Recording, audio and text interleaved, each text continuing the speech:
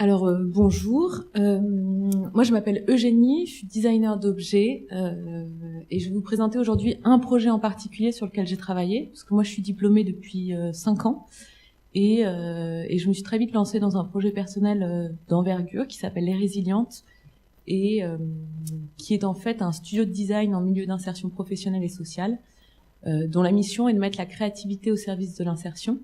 Donc quand je parle de créativité, je parle de l'action de créer un objet et le design au service de l'environnement.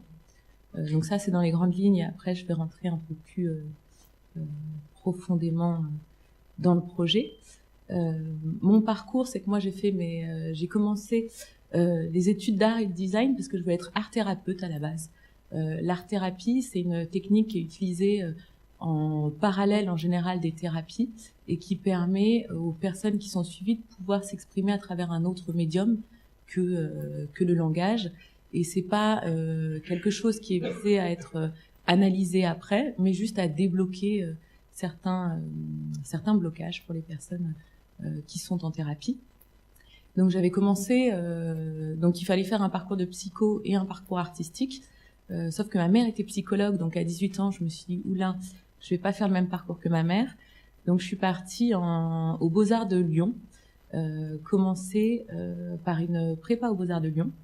Les Beaux-Arts de Lyon, c'était très conceptuel, et je pense un peu trop conceptuel pour moi, où j'avais besoin d'être un petit peu dans le concret. Et donc c'est à ce moment-là que je me suis dirigée plus vers les études de design, et j'avais passé le concours de l'école de Reims, où je suis arrivée en première année, en je sais plus quelle année, je sais plus, en 2009, c'est ça 2008, ouais.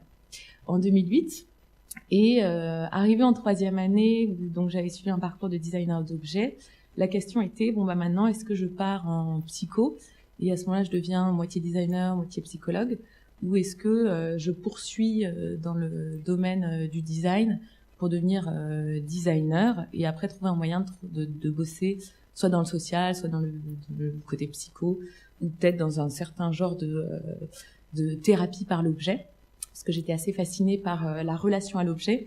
Et d'ailleurs, mon diplôme de troisième année était sur l'objet et la pensée magique.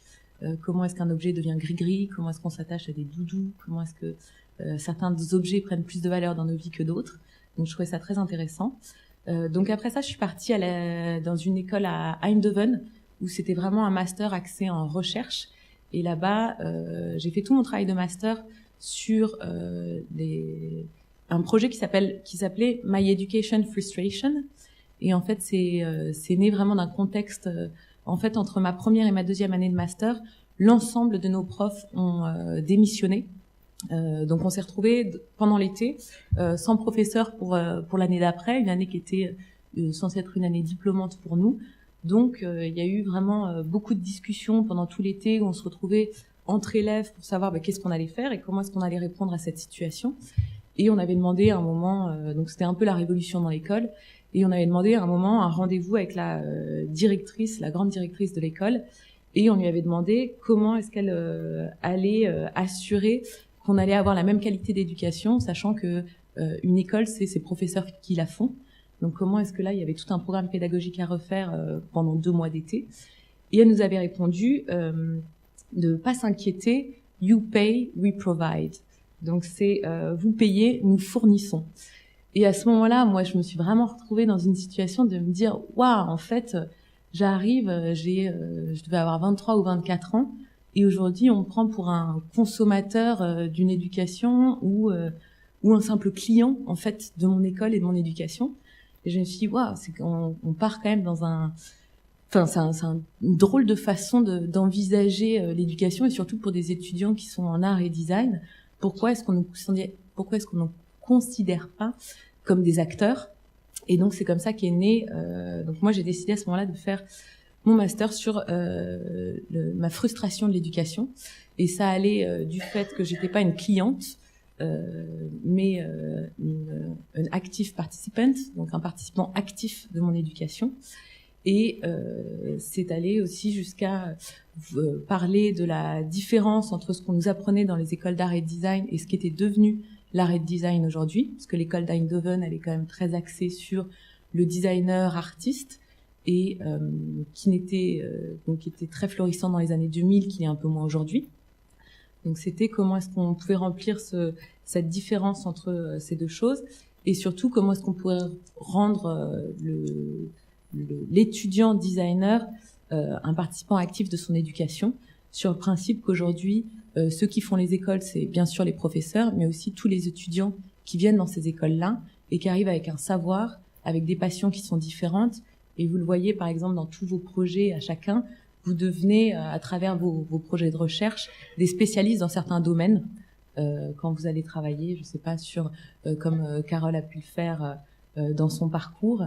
Et c'était sur ces choses-là, c'était ces recherches-là qui étaient valorisantes pour les écoles.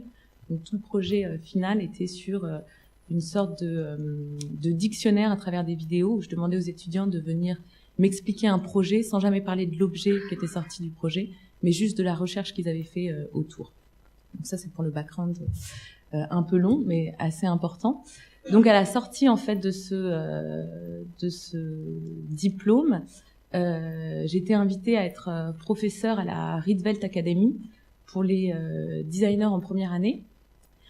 Et après, pas mal à faire des conférences et à écrire sur le sujet de l'éducation dans le design, ce qui était plutôt intéressant, mais qui très vite, en fait, je me suis rendu compte que je faisais exactement ce que je voulais pas, c'est-à-dire que je partais dans la théorisation de l'éducation, alors que pendant 2 ans, j'avais dit que l'éducation, c'était pas quelque chose qui devait être théorique, mais qui devait être pratique, et que la théorie devait venir du terrain, et tout d'un coup, je parlais dans une bulle ou que ce soit à Milan, à Eindhoven ou Paris, c'était les mêmes personnes autour de la table et les mêmes personnes dans l'assemblée. Donc j'ai voulu en sortir. Donc je suis rentrée en France et ça faisait un bout de temps que j'étais plus en France, et donc j'ai choisi de faire un service civique qui est un engagement auprès d'une association. Donc ça peut être de 6 mois à 1 an, entre 18 et 25 ans, et j'ai trouvé un service civique auprès d'une association qui s'occupait de l'insertion des artistes éloignés de l'emploi. Donc c'est comment aider les artistes à se professionnaliser, comment leur donner les outils qui soient administratifs, parce que c'est souvent un blocage quand même, l'administratif. Donc on les formait là-dessus. Et après, j'avais passé 6 mois dans cette association. Et après, on m'a proposé un poste, mais pour la prise de poste, j'avais 3 mois entre les deux. Et du coup, à ce moment-là, je me suis dit, je suis pas très forte avec le vide, donc il fallait que je remplisse ce vide de 3 mois.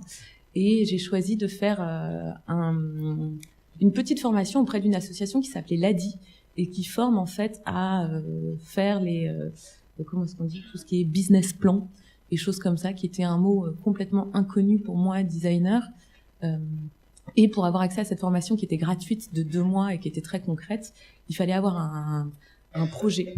Et donc c'est à ce moment-là qu'est né le projet Les Résilientes, qui était à la base un prétexte en fait pour pouvoir avoir accès à cette formation.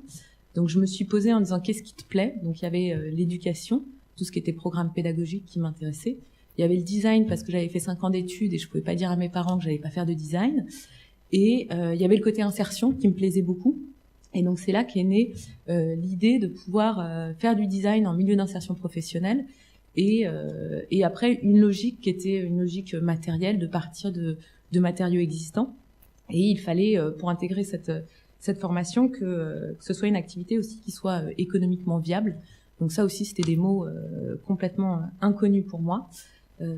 Donc j'ai présenté ce projet et je suis rentrée dans cette petite formation avec cette idée d'origine.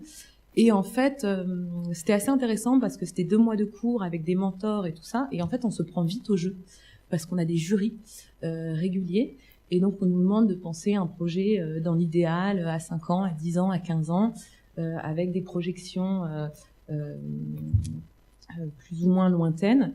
Et dans l'une de ces étapes, je m'étais dit, en fait, moi, mes compétences, elles sont designer, elles sont dans la pédagogie, mais elles sont certainement pas dans monter une boîte et dans toute cette administration qui me correspondait pas du tout. Et donc l'idéal, c'était pour moi d'intégrer en fait un endroit qui avait à la fois les gisements de matière, à la fois les salariés en insertion et les personnes en situation d'exclusion, et à la fois les points de vente. Et très vite est apparu Emmaüs assez logiquement dans mon imaginaire. Et donc à ce moment-là, je me suis dit, je vais les appeler. Et j'avais trouvé Emmaüs Alternative. Donc il faut savoir qu'Emmaüs, c'est un mouvement. Donc au sein d'Emmaüs France, vous avez plein d'entités qui sont toutes indépendantes les unes des autres. C'est comme si vous regardez de la mousse, et en fait c'est plein de bulles, et elles sont toutes indépendantes, mais elles répondent à la même charte. Donc Emmaüs Alternative, historiquement, est basée à Montreuil. C'était un accueil de jour, donc c'est des lieux où les personnes peuvent venir passer la journée, charger leur portable, prendre une douche, se réchauffer, manger un bout, et qui a vocation de fermer la nuit. Et c'est devenu aussi après un chantier d'insertion. Donc un chantier d'insertion, c'est un endroit où on va accompagner les personnes qui ont été éloignées de l'emploi pendant un certain nombre de temps vers un retour à l'emploi. Donc c'est à travers un métier. Donc ce que font aujourd'hui les Emmaüs, c'est qu'ils proposent beaucoup de métiers qui sont en lien avec la vente de brocantes en fait, et à travers des formations. Donc je suis allée les rencontrer eux parce que j'avais vu qu'ils avaient fait un jour un défilé pour l'ouverture d'une de leurs boutiques. Donc je me suis dit peut-être qu'ils sont un peu sensibles à ces histoires-là de création et de choses comme ça. Et donc on s'est rencontrés une première fois. Ils étaient super emballés par le projet. Et après, l'été a passé, ils ont changé de direction et finalement beaucoup moins emballés. Et donc à ce moment-là, moi je me suis dit bon non, j'ai mis un pied dedans, c'est un projet qui me plaît. J'avais 26 ans, je crois, et c'était un peu une période de ma vie où je me disais là tu peux tout mettre dans le même panier et puis tenter le tout pour le tout. Donc j'y suis retournée en essayant de les convaincre. Ils m'ont dit ok, mais on n'a pas d'argent. Je leur ai dit bon bah écoutez, de toute façon j'ai du temps.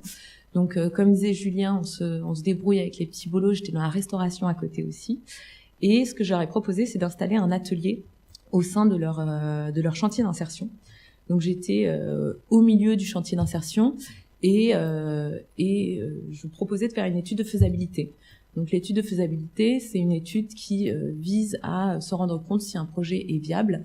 Donc ça me permettait moi de me rendre compte de ce que c'était que l'insertion professionnelle, que d'être sûr que j'avais pas un peu édulcoré ce côté social et tout ça. Donc de rentrer vraiment dans le vif du projet, dans la réalité.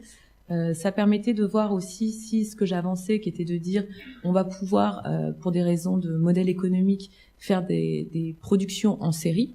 Donc de voir s'il y avait des gisements de choses qui ne gardaient pas, qui arrivaient régulièrement, comme le textile, les livres aujourd'hui. Et d'arriver à faire des projections aussi à 1 an, 2 ans, 3 ans, qu'est-ce que ça peut être l'activité Les Résilientes. Donc voilà, donc au fur et à mesure avec Emmaüs, on s'est associés. Il a fallu aussi monter les dossiers, donc une grosse partie rédactionnelle, une grosse partie budgétaire, de savoir créer un budget, rédiger un projet pour pouvoir créer une activité qui était très intéressante. Donc le projet a pu être lancé en janvier 2017 grâce à un fonds d'innovation. Donc le pari à l'époque, c'était de pouvoir faire des collections d'objets en série avec des salariés en insertion, donc des salariés qui n'avaient pas forcément travaillé avec leurs mains avant, et le questionnement sur l'acte créatif, l'idée de créer un objet comme levier d'insertion professionnelle et sociale, dans l'idée que l'acte de création, de créer un objet, permet un retour à l'estime de soi, à travers la fierté de simple « c'est moi qui l'ai fait », et permet aussi de développer ce qu'on appelle les compétences transversales, qui sont des compétences clés d'une employabilité durable, qui vont être, donc ça c'est une partie assez théorique, mais qui vont être les compétences de savoir travailler en équipe, savoir résoudre des problèmes, savoir être autonome, savoir coopérer, et qui sont parfois des compétences qui justement sont manquantes chez les personnes qui sont dans des situations d'exclusion. Le projet donc a une triple ambition, c'était aussi d'avoir un impact environnemental pour la sensibilisation des publics, les nôtres et puis aussi à l'extérieur sur les enjeux environnementaux, la revalorisation de gisements de matériaux qui étaient devenus obsolètes parce que on travaille que sur les objets et matériaux qui partent directement à la benne ou dans les filières du recyclage au sein d'Emmaüs. Donc c'est pas des choses qui peuvent être vendues à 1 euro, 2 euros pour des personnes qui sont dans le besoin, mais vraiment du déchet. Et après, il y avait aussi un impact économique qui était la réduction du coût de ces déchets, parce que chaque semaine, Emmaüs emmène toutes ces choses qu'ils ne gardent pas, une grande partie à la déchetterie qui paye. et une partie dans les filières du recyclage, mais qui leur rapporte pas beaucoup d'argent, et la création d'une nouvelle activité qui soit génératrice d'emplois. Donc l'idée, c'était vraiment de créer des emplois sur du déchet pour aider à revaloriser les personnes avec qui Emmaüs travaille. Donc aujourd'hui, le projet, il est en 2 grandes parties. Il y a la fabrique, qui est vraiment l'équipe projet des Résilientes. Donc ce sont des salariés, ce qu'on appelle CDDI, c'est contrats à durée déterminée d'insertion. Donc c'est 6 mois renouvelables jusqu'à 2 ans. Il y a des services civiques aussi, comme moi j'ai fait, et des bénéficiaires de nos accueils de jour. Donc on parle bénéficiaires, les personnes qui bénéficient de ce qui se passe dans les accueils de jour, la banque alimentaire et tout ça. L'idée, c'est de vraiment intégrer l'équipe de A à Z. C'est-à-dire que mon rôle aujourd'hui, je suis plus designer au sein des Résilientes, mais j'ai plus... mon intitulé de poste, c'est chef de projet. Donc je dirige plus une équipe dans un projet commun, qui sont la création des objets.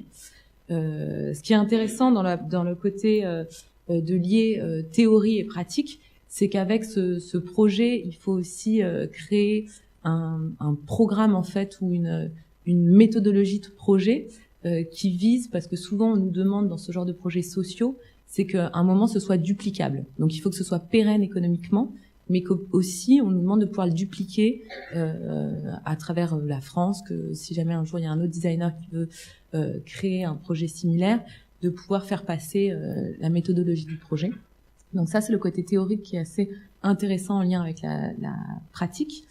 Là, je vous présente un peu nos collections qui sont très accessibles. Je parle d'objets prétextes parce que le design, pour moi, il n'est pas du tout dans l'objet final.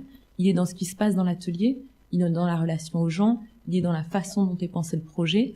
Et l'objet est prétexte pour pouvoir faire de l'insertion par l'action créative. Donc, je reparle aussi de cahier des charges, toujours pour rappeler l'enjeu aussi économique d'un projet. Quand Julien parlait aussi de trouver son économie, il faut trouver aussi l'économie d'un projet. Donc pour Emmaüs, c'était trouver un investissement matériel minimum. Donc on a 3 machines qu'on a récupérées dans les dons et puis une Dremel qui est la mienne. Un temps de production limité pour garantir des prix qui soient accessibles parce qu'on reste Emmaüs. Et une formation accessible, c'est-à-dire que les personnes avec qui je travaille peuvent avoir des handicaps ou peuvent avoir aussi jamais fait de choses avec leurs mains, et une possibilité de déclinaison des techniques apprises, c'est-à-dire que si on va passer du temps à apprendre la broderie aux salariés, il va falloir que ce savoir-faire, on puisse le faire passer aussi dans une autre technique plus tard. Donc là, je vous ai montré quelques exemples. Aujourd'hui, on travaille surtout pour du client direct, donc on a une boutique dans Paris, mais on travaille aussi dans l'aménagement d'espace. On a des commandes notamment pour des salons professionnels, et là ce sont des lampes qui sont faites à partir de cintres en métal, d'anneaux de rideau et puis de vêtements récupérés, de laine récupérée. Donc ça permet, là on peut voir cette idée de produit unique en série, c'est-à-dire qu'on va répéter à chaque fois la même recette, mais il n'y aura jamais 2 fois le même produit. Donc ça, c'est des produits qui ont été développés par les salariés en insertion que j'encadre.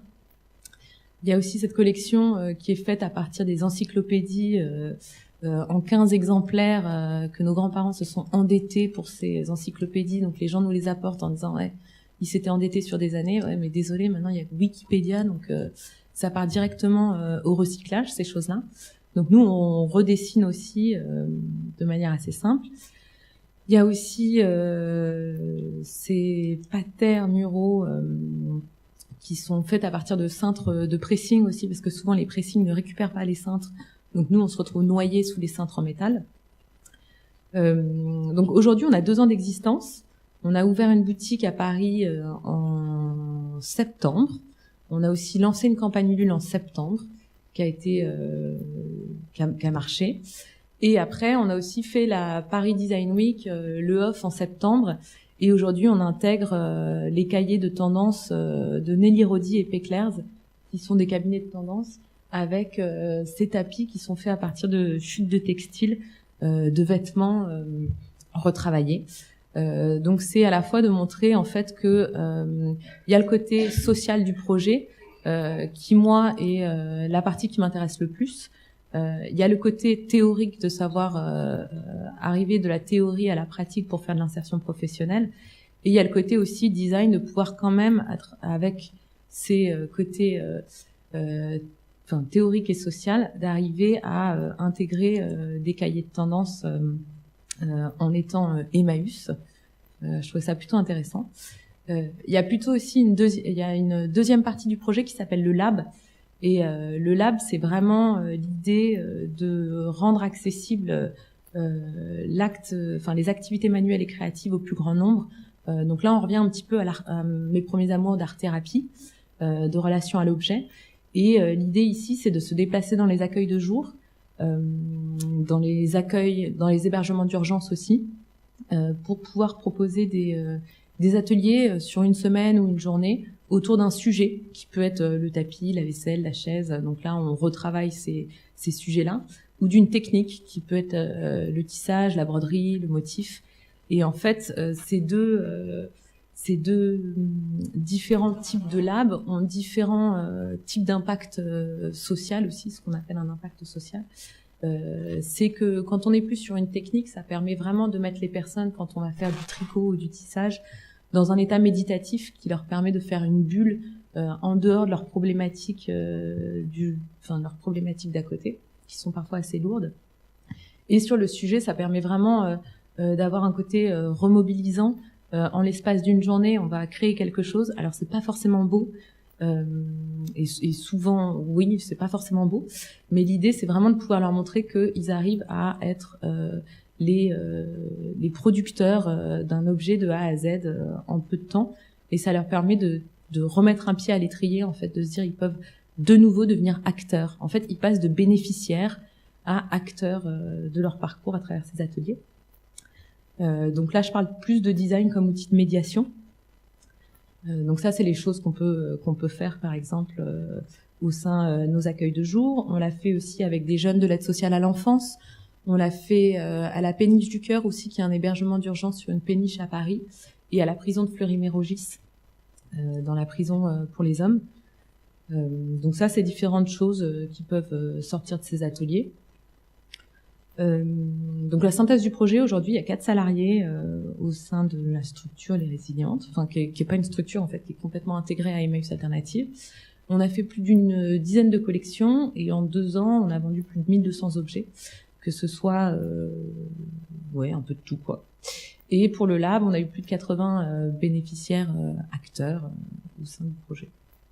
Et voilà. Et pour finir sur la phrase d'Emmaüs, donc on s'inscrit dans le mouvement Emmaüs aussi, qui est de donner une seconde chance aux hommes, une deuxième vie aux objets et un bel avenir à la planète.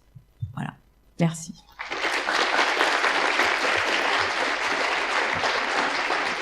Et merci les SAD pour l'invitation. Je crois que j'ai même pas commencé comme ça.